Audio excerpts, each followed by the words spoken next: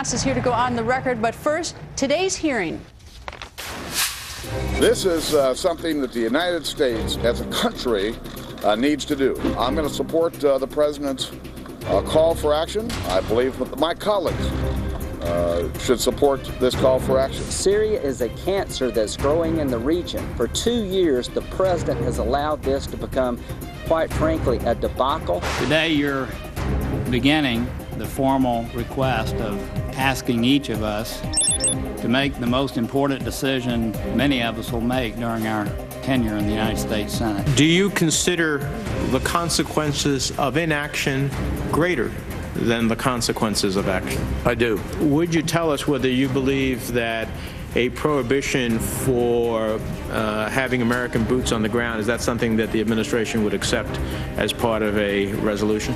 I don't want to take off the table an option that might or might not be available to a president of the United States to secure our country. The president has no intention and will not, and we do not want to, put American troops on the ground to fight this or be involved in the fighting of this civil war, period. Let me be very clear now, because I don't want anything coming out of this hearing that leaves any door open to any possibility. So let's shut that door now as tight as we can. There will not be American boots on the ground with respect to the Civil War. Secretary Hagel, you said we are not seeking to resolve the underlying conflict in Syria.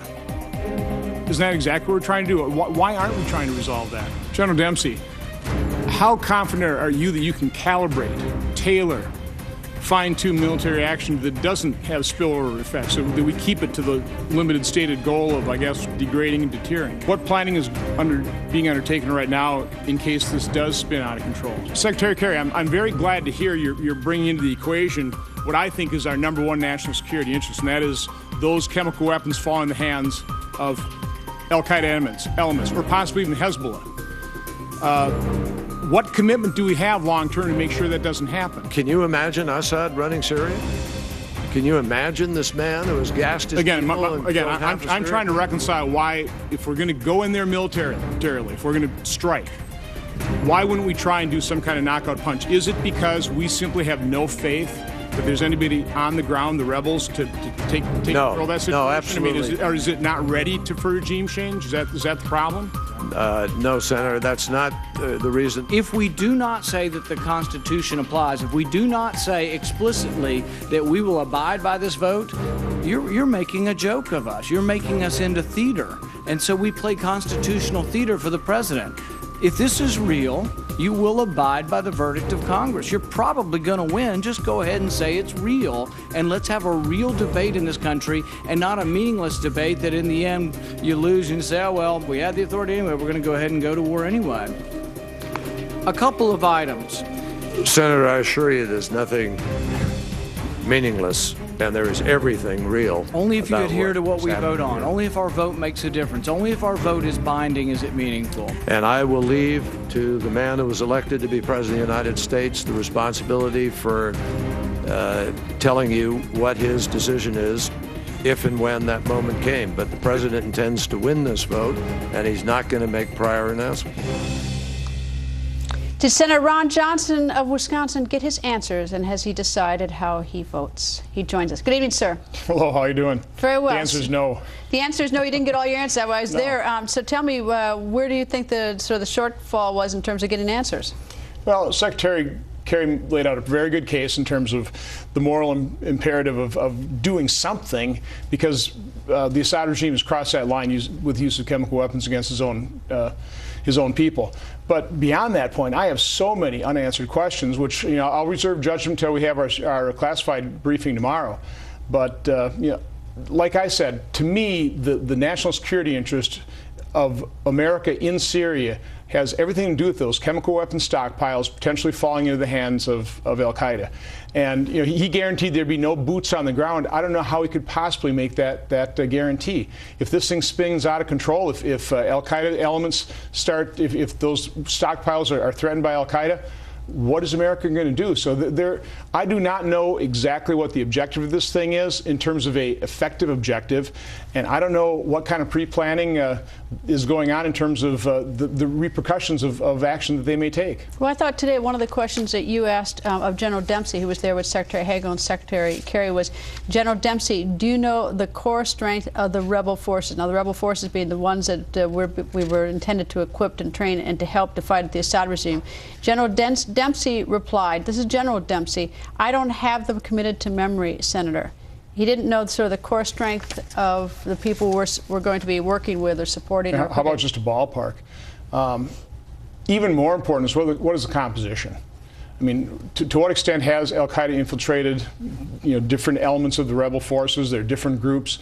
Those are some of the questions that just really need to be answered before we can, I think, give any authorization for use of force to this president. Now, tomorrow you have a classified briefing. Obviously, you don't know what they're going to tell you. But how does that differ from today? I mean, how are the questions any different, or how is the information any different? Besides the fact, I assume that you may learn, what are the precise targets? Obviously, that would be classified, or even when the president, would intend to do this, that would be classified. But what else is classified? I think really the target set. What are they going to do to degrade, and what is the possibility of doing that now? Now, the president has certainly, and I think this is true, that our military's ability to strike targets is not being degraded, but those targets have been dispersed. They're probably being hidden within population centers. So the effectiveness of the strike, I think, has definitely been degraded by dithering, by waiting. If President Obama was really serious about this, what he would have been doing is he would have been assembling a coalition of the willing for a couple years, certainly since the first reports of chemical weapon use.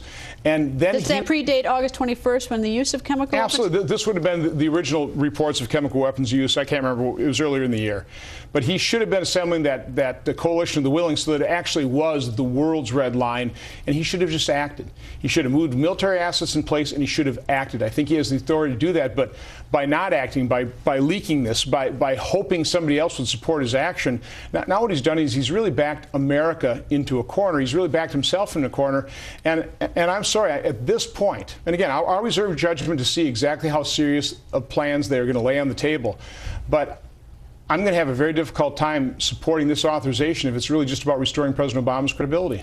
You talk about the fact that he had the authority to do it. Senator Rand Paul probably wouldn't agree with you that, he would say that the president has to get the authority from Congress. But it's sort of interesting in looking at this resolution that's going to be debated tomorrow, and this is just a starter resolution. It's going to change a lot in the next 24 hours.